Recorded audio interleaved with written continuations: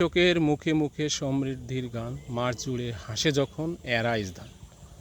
Arise AZ 6453 ST Bayer hybrid rice. এটা বোরো মৌসুমের একটা জাত। আজকে এপ্রিল মাসের 22 তারিখ 2025 সাল। আমরা আছি লালমনিরহাট জেলার হাতীবান্ধা উপজেলার কাছে রোড সাইটের একটা জমিতে। এই জমিতে রবিউল ভাই গত বছরেও চাষ করেছিলেন। উনি 27 শতকের বিঘা হিসাবে এখানে 4 বিঘা জমিতে আমাদের অ্যারাইজ এজের 6453 এসটি এই ধানটা চাষ করেছিলেন। এবছরে উনি করেছেন, পাশাপাশি ওনার শ্বশুরবাড়ির এলাকার লোকও করেছে। তা অ্যারাইজ এজের 6453 এসটি এই ধানটা হচ্ছে এবছরে আমাদের দ্বিতীয় বছর গেছে। আগামী বছরে আমরা তৃতীয় বছরে পা দিব। তো এই জাতটার একটা বিশেষ বৈশিষ্ট্য হচ্ছে যে এই জাত হচ্ছে মাঝারি উচ্চতার গাছ। বিশেষ করে ধান যখন পেকে যায়, কালবৈশাখী ঝড় বা স্বাভাবিক ঝড়ে অনেক সময় লোজিং হয়। এই জাতটা লোজিং হয় না উচ্চতা কম হওয়ার কারণে। আর এই জাতটা হচ্ছে আমাদের মধ্যম চিকন চাল।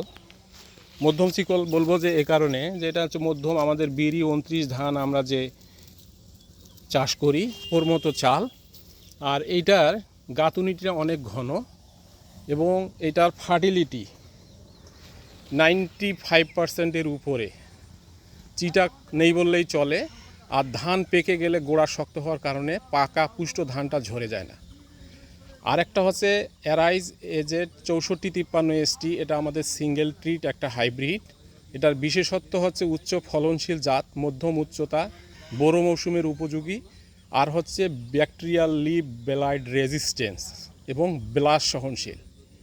তো অ্যারাইজ এজেড 6453 এই এসটি এই ধানটা এখানে রোড সাইডে আছে। আপনি দেখতে পারেন যে ধানটা এখন বের হচ্ছে, এখনও ফুললি ফ্লাওয়ারিং কমপ্লিট হয় নাই। তো এখান থেকে 15 থেকে 20 দিন পরে এটা হারভেস্ট করতে পারবে।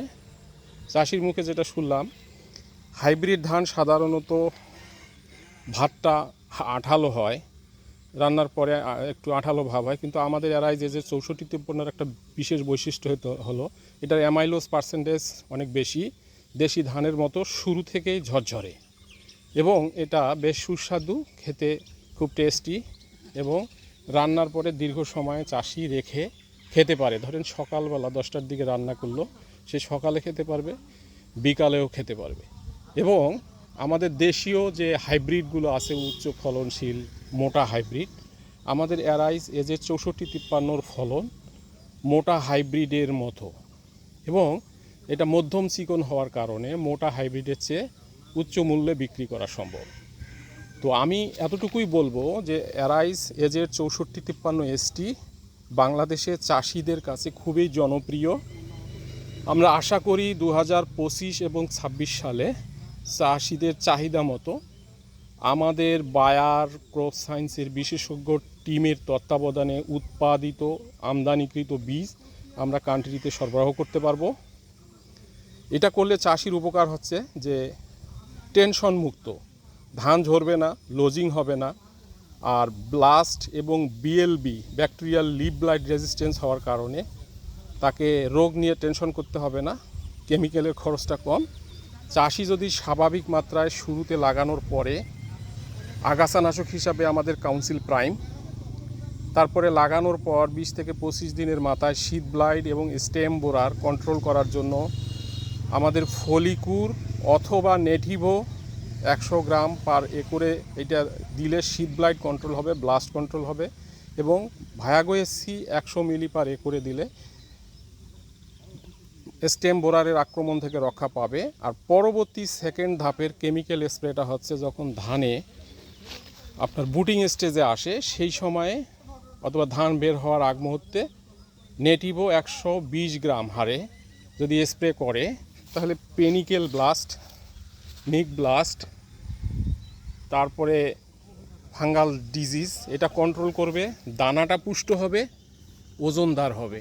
আর ধানে গামর স্টেজে আমাদের ভায়াগো এসসি 100 মিলি পার একরে স্প্রে করলে হোয়াইট হেড সিমটম যে সাদা শীষ বের হয় এটা ফুললি কন্ট্রোল হবে। আমি আশা করি বায়ার ক্রপ সায়েন্সের সিড টু হারভেস্ট ধানের বীজ আমরা দিচ্ছি অ্যারাইজ ধানের ব্র্যান্ড, এবং পাশাপাশি আগাছা, রোগ এবং পোকা নিয়ন্ত্রণ করার জন্য আমাদের কেমিক্যালস আমরা সাজেস্ট করছি। আশা করি বায়ার ক্রপ সায়েন্স একটা বহুজাতিক কোম্পানি, তাদের রিসার্চ গবেষণালব্ধ যে কেমিক্যালসগুলো স্প্রে করলে চাষি আর্থিকভাবে লাভবান হবে। আমরা আশা করি ভালো ধানে ভালো জীবন এবং অ্যারাইজ ধান চাষিদের সমৃদ্ধি নিয়ে আসবে।